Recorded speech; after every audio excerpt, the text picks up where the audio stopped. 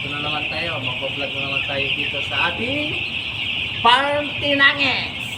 Ito naman tayo, mag-iikot tayo sa mga building. Sa building tayo ng mga guwapo, mga manok. Ito, kasama ko si Noel. Ito yung vlogman natin. Siya yung duty sa gabi. Oh, ilang days lang to, di ba? Oh, 6 days. Ang gaganda, oh.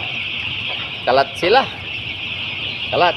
Ano, bukas mayroon kaming another expansion diyan sa kabila. Sasakupin na namin yung isang feeder line. Ayan, oh. Wala pang kalangaw-langaw sa loob.